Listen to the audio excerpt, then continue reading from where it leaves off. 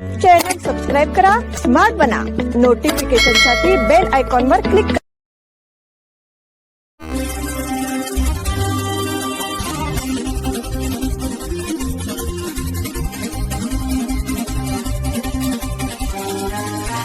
नमस्कार, स्मार्ट न्यूजच्या बुलेटिन मध्ये आपलं स्वागत. पाहूया आजच्या दिवसभरातील ठळक घडामोडी. भारत-इस्रायल संबंध दृढ करण्याचा पुनरुच्चार. इस्रायलचे पंतप्रधान बेंजामिन नेतान्याहू यांनी भारताशी असलेल्या संबंधांना आपल्या देशाच्या परराष्ट्र धोरणातील सर्वोच्च प्राधान्यांपैकी एक असल्याचे म्हटले आहे. तसेच भारताशी संबंध अधिक दृढ करण्यासाठी इस्रायल मोठ्या प्रमाणावर गुंतवणूक करत असल्याची घोषणा केली आहे. तेल अवीवमध्ये आयोजित एका कार्यक्रमात बोलताना नेतान्याहू म्हणाले की भारत हा केवळ एक महत्त्वाचा मित्रदेश नसून जगातील उदयोन्मुख महासत्ता आहे. भारतासोबतचे संबंध अधिक मजबूत करण्यासाठी इस्रायल सातत्याने प्रयत्न करत असून दोन्ही देशांतील सहकार्याला नवे आयाम देण्यासाठी मोठ्या प्रमाणात गुंतवणूक केली जात आहे. नेतान्याहू यांनी पंतप्रधान नरेंद्र मोदी यांच्याशी असलेल्या वैयक्तिक मैत्रीचाही उल्लेख केला.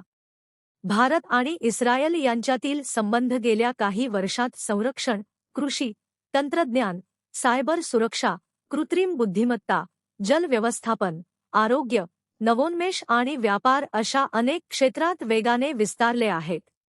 दोन्ही देशांनी द्विपक्षीय व्यापार वाढविण्यासह मुक्त व्यापार करार पुढे नेण्यावरही भर दिला आहे. एअर इंडियाच्या विमानाला हादरे, 12 प्रवासी जखमी. थायलंडहून दिल्लीला येणाऱ्या एअर इंडियाच्या विमानाला भीषण टर्ब्युलन्सचा सामना करावा लागला. याचा फटका विमानातील प्रवाशांना आणि कर्मचाऱ्यांना बसला. टर्ब्युलन्समुळे 12 प्रवासी जखमी झाले. एअर इंडियाचं विमान थायलंडच्या फुकेतहून दिल्लीला येत होतं. तेव्हा विमानाला अचानक झटके बसू लागले. टर्ब्युलन्सची तीव्रता इतकी जास्त होती की कोणाच्या कानाला इजा झाली तर कोणाच्या मानेला दुखापत झाली. त्यांच्यावर उपचार सुरू आहेत. काही प्रवाशांना आणि कर्मचाऱ्यांना किरकोळ दुखापत झाली असल्याचं एअर इंडियाकडून सांगण्यात आलेलं आहे. खबरदारीचा उपाय म्हणून त्यांना वैद्यकीय उपचारांसाठी विमानतळावरील वैद्यकीय सुविधा केंद्रात पाठवण्यात आलं. प्रवाशांनी दिलेल्या माहितीनुसार दिल्लीत उतरण्यापूर्वी विमान अचानक खाली येऊ लागलं. विमान हवेत हेलकावे खात होतं. त्यामुळे प्रवाशांनी आरडाओरडा आणि आक्रोश सुरू केला. या दरम्यान अनेक प्रवासी जखमी झाले. काही वेळासाठी विमानात गोंधळाची आणि चिंतेची स्थिती निर्माण झाली होती.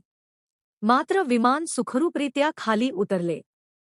शिक्षण महर्षी पद्मश्री डॉक्टर डी.वाय. पाटील यांचे निधन. शिक्षण, आरोग्य आणि समाजकारण अशा विविध क्षेत्रात आपल्या कार्यकर्तृत्वाचा ठसा उमटवणारे व्यक्तिमत्व पद्मश्री डॉक्टर ज्ञानदेव यशवंत डी.वाय. पाटील वय 91 यांचे कोल्हापुरात निधन झाले.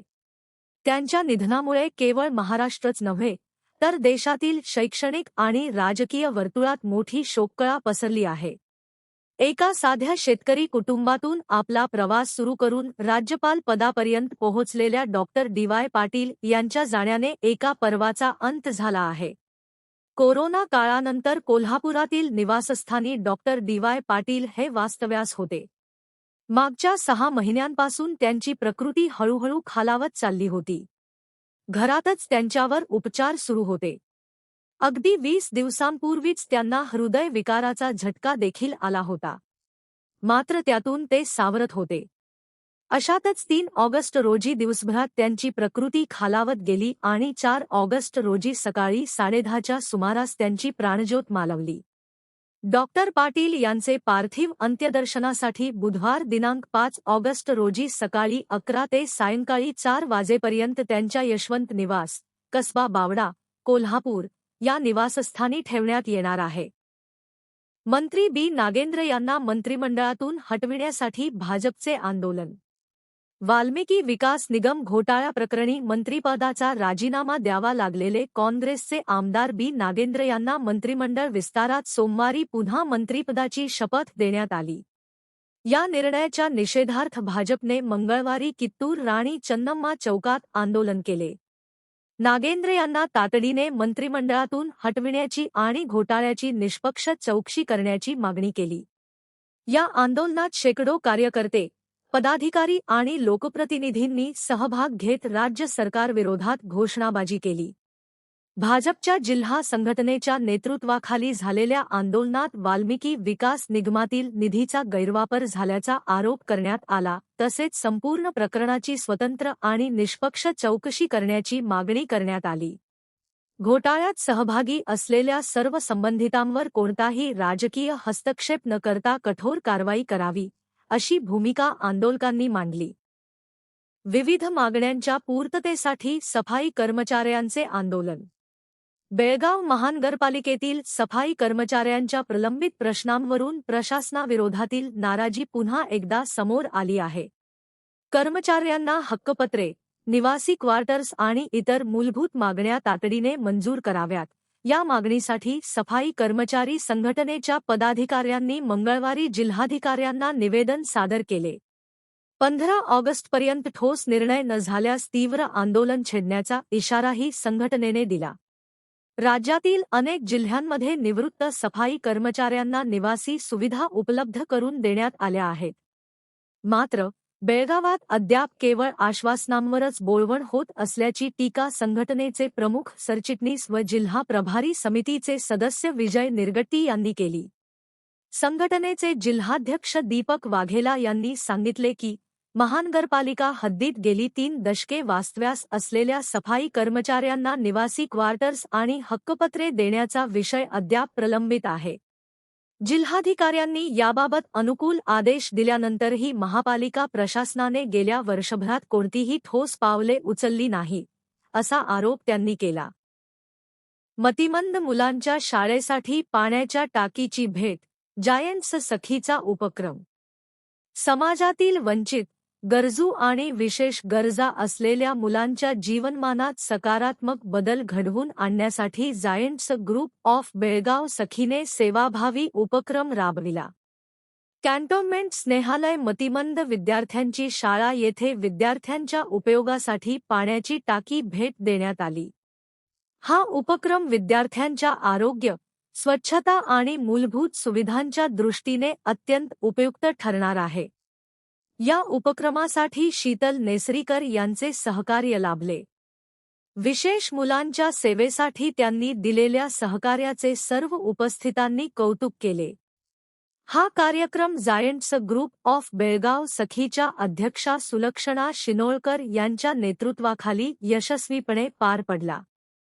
यावेळी फेडरेशन ऑफिसर अपर्णा पाटील, दीपा पाटील, भाग्यश्री पवार, अर्चना कंगराळकर तसेच शीतल नेसरीकर यांची प्रमुख उपस्थिती होती. शिवशंभूच्या वाद्यपूजनाने गणेशोत्सवाची नांदी. सीमाभागातील गणेशोत्सवाच्या आगमनापूर्वी ढोलताशा पथकांकडून वाद्यपूजन व सरावाचा शुभारंभ उत्साहात आणि पारंपरिक शिस्तीने केला जातो. याच परंपरेनुसार श्री शिवशंभू ढोलताशा पथक, चव्हाट गल्ली यांच्या वतीने जालगार मारुती मंगल कार्यालय येथे वाद्यपूजन सोहळा मोठ्या उत्साहात पार पडला. यावेळी ढोल, ताशा आणि इतर वाद्यांना दैवी स्वरूप मानून गंध, फुले व अक्षता अर्पण करून विधिवत पूजन करण्यात आले. आरतीनंतर पथकाने ढोलताशांचा गजर करत सरावाचा शुभारंभ केला. कार्यक्रमाला माजी आमदार अनिल बेनके यांच्यासह गजानन मिसाळे, गल्लीतील पंच प्रताप मोहिते, उत्तम नाकाडी, दिगंबर पवार, विश्वजित हसबे, सुनील जाधव, भास्कर चव्हाण, बाळू नाईक, शंकर कांबळे, श्रीनाथ पवार, रघु उर्विन, प्रफुल्ल शिरवलकर तसेच श्री शिवशंभू ढोलताशा पथकाचे अध्यक्ष पवन किल्लेकर यांच्यासह अन्य मान्यवर उपस्थित होते. याचबरोबर स्मार्ट न्यूज मराठीचे आजचे बुलेटिन इथेच संपले. धन्यवाद.